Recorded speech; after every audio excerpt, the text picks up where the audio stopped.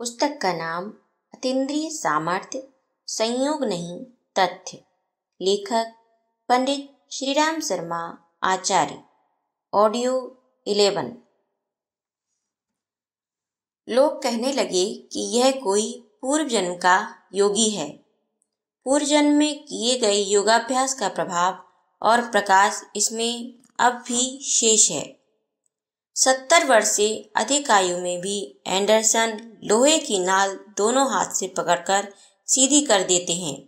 शारीरिक शक्ति के साथ ही उन्होंने अतीन्द्रिय सामर्थ्य भी विकसित की और वे जीन डिक्सन, कीरो तथा टेनिसन से भी अधिक सफल भविष्यवक्ता माने जाते हैं।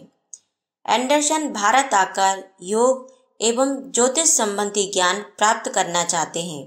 यद्यपि उनकी यह आकांक्षा परिस्थितियों वश पूर्ण नहीं हो सकी। इंग्लैंड में ही सैम बेंजोन नामक एक व्यक्ति हुआ है। उसे बाल्यावस्था से ही पूर्वाभास की शक्ति प्राप्त थी। 7 वर्ष का था तभी उसे यह पूर्वाभास हुआ कि बाहर गए पिताजी एक ड्राम से घर आ रहे हैं और वह ड्राम दुर्घटनाग्रस्त हो जाने से वे घायल हो गए हैं।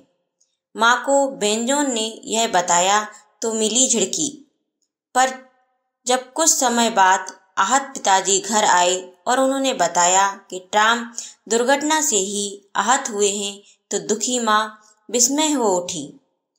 बाल्यावस्था में ही सैम बेंजोन ने अनेकों बार पूर्वाभास की अपनी शक्ति का परिचय दिया। उसके घर में क्रिसमस पर प्रीति भोज दिया गया। मित्रों, पड़ोसियों, परिजनों ने उपहार दिए। सबके जाने के बाद माँ ने सैम बेंजोन से उपहार का एक डिब्बा दिखाकर पूछा, तू बड़ा भविष्यवक्ता बनता है, बता इस डिब्बे में क्या है। डिब्बा जैसा आया था वैसा बंद ही था। सैम ने सारी वस्तुएं गिन गिन कर बता दी जो डिब्बे में बंद थीं। बिना किसी लेंस या यंत्र के डिब्बे के भीतर की वस्तु का यह ज्ञान इस तथ्य का द्योतक है कि विचारों और भावनाओं की दिव्य तथा सूक्ष्म शक्ति द्वारा बिना किसी माध्यम के गहन अंतराल में छिपी वस्तुओं को भी देखा जाना जा सकता है। अपने एक परिचित पेंटर के बारे में एक दिन ऑफिस में बैठे हुए बेंजोन ने सहसा चल चित्रवत दृश्य देखा कि वह एक दीवार की पेंटिंग करते समय सीढ़ियों से लुढ़ककर गिर पड़ा है। 3 दिन के भीतर ही यह दुर्घटना इसी रूप में हुई। मोहल्ले के एक मकान की दीवार की रंगाई के समय सीढ़ी से फिसलकर गिरने से उक्त पेंटर की मृत्यु हो गई। बेंजोन का पूर्वाभास सत्य सिद्ध हुआ। प्रख्यात भविष्यवक्ता पीटर हरकोस की विलक्षण अतीन्द्रिय शक्ति विश्वविख्यात है। वह घटना स्थल की किसी भी वस्तु को छूता और उसे उस स्थान से संबंधित अतीत में घटी, वर्तमान में घट रही तथा भविष्य में घटने वाली घटनाएं स्पष्ट दिखने लगती। पेरिस में कई शीर्षस्थ अधिकारियों की उपस्थिति में हरकोस का आह्वान किया गया। वह अपनी अतीन्द्रिय सामर्थ्य का प्रदर्शन करे।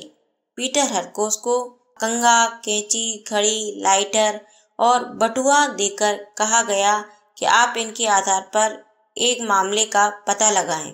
पीटर ने 5 को छुआ और ध्यानमग्न हो गया। उसने 2 वस्तुओं को अनावश्यक कहकर लौटा दिया। फिर बटुए को हाथ में थामकर खोया हुआ सा बोलने लगा, एक गंजा आदमी है। वह सफेद कोट पहने है। एक पहाड़ी के पास छोटे से मकान में वह रहता है जिसके बगल से रेलवे लाइन गुजरती है।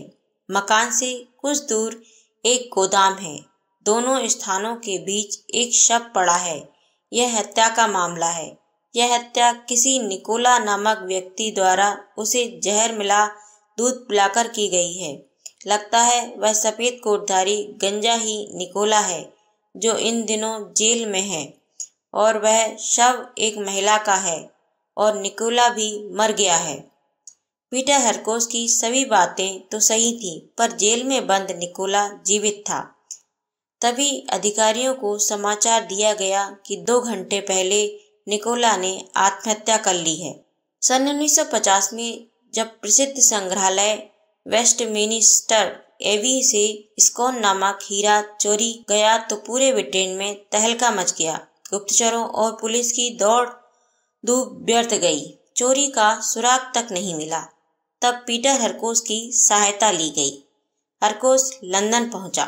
एवे के दरबार की एक लोहे की चादर का टुकड़ा अपने हाथ में लेकर पीटर बताने लगा, 5 लड़कों ने स्कोन को चुराया है और कार द्वारा ग्लासगो ले गए हैं। हीरा 1 महीने में मिल जाएगा। चोरों के भागने का रास्ता भी हरकोस ने नक्शे में बता दिया। अंत में 1 माह में हीरा मिला और हरकोस की हर बात सत्य निकली।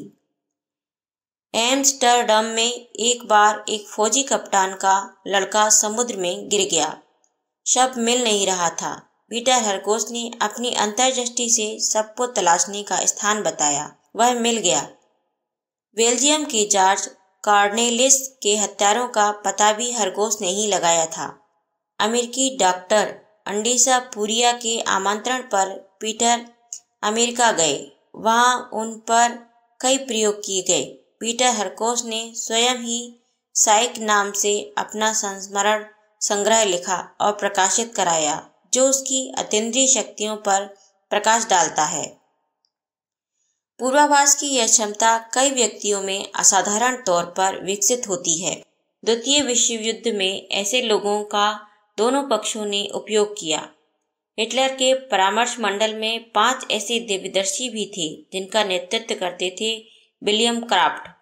इसी मंडली के एक सदस्य श्री डील हॉल ने तत्कालीन ब्रिटिश विदेश मंत्री लॉर्ड हैलीफैक्स को सर्वप्रथम एक फौज में अनुरोध किए जाने पर हिटलर की योजनाओं का पूर्वाभास दिया। वे सच निकली और श्री डोल को फौज में कैप्टन का पद दिया गया। श्री डोल हिटलर की अनेक योजनाओं की जानकारी अपनी दिव्य दृष्टि से देते। ब्रिटेन तदनुसार रणनीति बनाता। फौजी अफसरों को जिम्मेदारी सौंपते समय भी उनकी भविष्य बाबत श्री डी डॉल से सलाह ली जाती। उन्हीं के परामर्श पर माउंटगुमरी को फील्ड मार्शल बनाया गया। उनकी सफलताएं सर्वविदित हैं। जापानी जहाजी बेड़े को नष्ट करने की योजना भी श्री डोल की सलाह से बनी थी। महायुद्ध की समाप्ति के बाद श्री हॉल ने ब्रिटिश शासक को परामर्श देने का कार्य छोड़ दिया था और धार्मिक लेखन का अपना पुराना काम करने लगे थे। न्यूजर्सी नगर की रहने वाली फ्लोरेंस से उसके साथी नोवेल ने एक बार कहा, आप सबके बारे में भविष्य बताती ही रहती हैं, मेरे बारे में भी बताइए। नेवेल प्रसारण सेवा का कर्मचारी था। उसने माइक फ्लोरेंस की ओर बढ़ाया तो फ्लोरेंस ने उसे दाहिने हाथ में थाम लिया। 15-20 सेकंड तक वह शांत रही, फिर बोली, आप शीघ्र ही दूसरे राज्य का प्रसारण करेंगे। नेवेल हंस पड़ा और उन्होंने कहा, क्या आपसे मैं एक अच्छा मजाक कर बैठा। अब अगर हमारे इस कार्यक्रम को हमारी कंपनी के किसी संचालक ने सुना होगा तो दूसरे राज्य में जब जाऊंगा तब यहाँ से अवश्य मेरा कार्यकाल समाप्त समझिए। कुछ मिनटों बाद कंट्रोल रूम में फोन घनघना उठा। वह नेवेल के लिए ही फोन था। कंपनी के जनरल मैनेजर ने उसे बुलाया कि शीघ्र ही न्यूयॉर्क से एक कार्यक्रम शुरू किया जाएगा। वहां तुम्हें ही भेजने का निर्णय लिया गया है, किंतु यह घोषणा कल होगी। अभी इसे गुप्त ही रखना है। फ्लोरेंस ने जो कुछ बताया वह है तो सच, पर उसे यह बात कैसे ज्ञात हुई, यह आश्चर्य का विषय है। नेवल फ्लोरेंस ने यह भी नहीं कह पा रहा था कि आपकी भविष्यवाणी सच है। फ्लोरेंस ने अपनी पराशक्ति के बल पर खोए हुए व्यक्तियों, वस्तुओं और हत्या के मामलों जैसे महत्वपूर्ण मुद्दों पर संबद्ध व्यक्तियों तथा पुलिस को आवश्यक जानकारी देकर मदद की। जुलाई 1964 में ही अमेरिका में बाल्टीमोर शहर की एक 11 वर्षीय बच्ची घर से सहसा गायब हो गई, जिसका कुछ पता पुलिस नहीं लगा पा रही थी। वहां के अखबार न्यूज अमेरिकन ने अपने संवाददाता को फ्लोरेंस के पास भेजा। फ्लोरेंस ने बताया कि उस बालिका के पड़ोस के घर के तहखाने में कुछ दिखाई दे रहा है, उसे देखा जाए। इसके 2 दिन बाद पुलिस अधिकारी जब लड़की की डायरी लेकर फ्लोरेंस के पास पहुंचे तो उसे हाथ में लेने के बाद फ्लोरेंस ने निश्चित रूप से यह घोषणा कर दी इसकी कि वह बालिका की हत्या की जा चुकी है और लाश पड़ोस के घर में तहखाने में दफन है। खोज करने पर लड़की का शव वहीं मिला।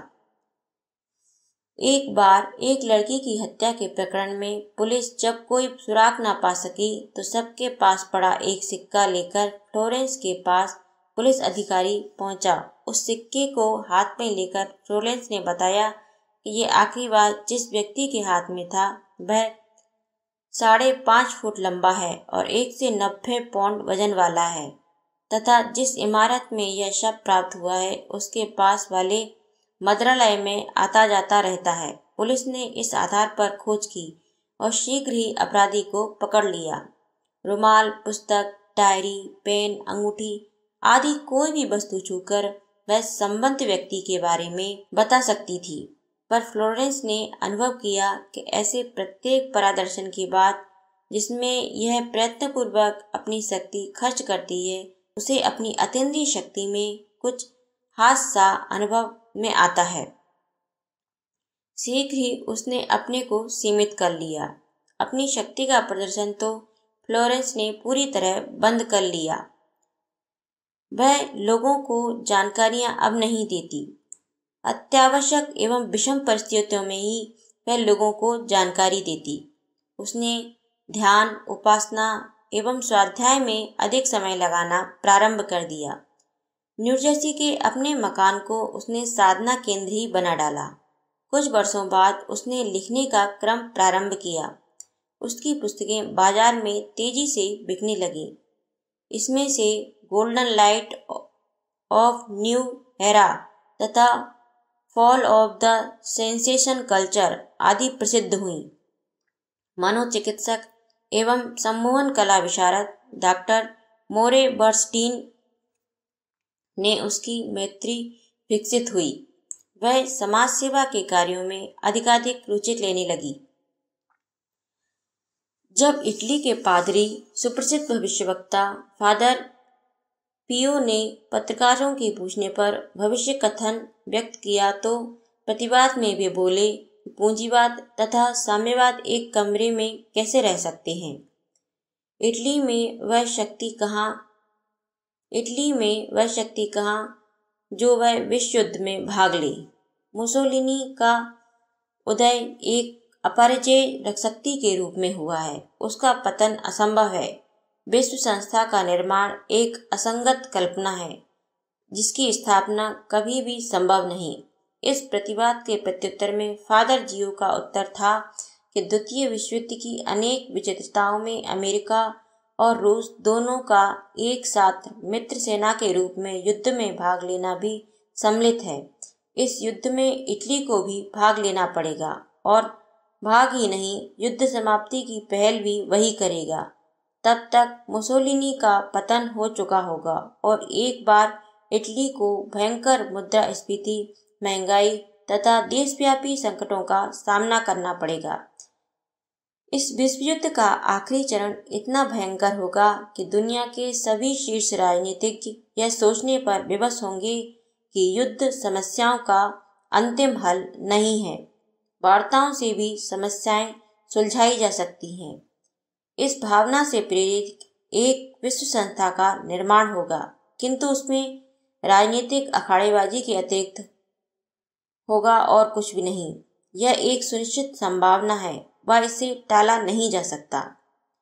ऊपर जिस पत्रकार ने फादर पियो से इन भविष्यवाणियों की संभावना का आशंका व्यक्त की थी, तब तक अधिक प्रख्याति प्राप्त न होने के कारण बहुत अधिक लोगों को तो विवाद का अवसर नहीं मिला, किंतु जब उसी पत्रकार द्वारा सर्वप्रथम प्रकाशित फादर पियो की भविष्यवाणियां एक एक कर सच होती गईं तो एकाएक उसके नाम की इटली में धूम मच गई। इटली के गिरजाघर में पादरी श्री पियो अत्यंत विनम्र स्वभाव, मधुर वाणी, ऊंचा शरीर, स्वस्थ और गौरवर्ण तथा विनोदप्रिय स्वभाव के हैं। परमात्मा पर उनकी अनन्य आस्था है।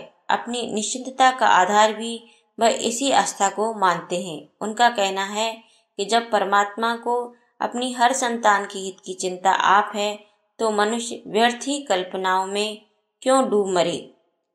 उन दिनों अमेरिका में प्रेसिडेंट निक्सन चुनाव लड़ रहे थे। इटली में भी उनके पक्ष विपक्ष की बातें चलती रहती थी। एक दिन यह प्रसंग फादर पियो के समक्ष भी उठा तो उन्होंने कहा, शक नहीं, निक्सन अब तक के सब अमेरिकी शासनाध्यक्षों की अपेक्षा अधिक बहुमत से विजयी होंगी। किंतु जिस तरह उफान आग को बुझा देता है और स्वयं भी तली में चला जाता है, उसी प्रकार निक्सन महोदय उतने ही बदनाम राष्ट्रपति होंगे और उन्हें बीच में ही गद्दी छोड़ने और जनसत्ता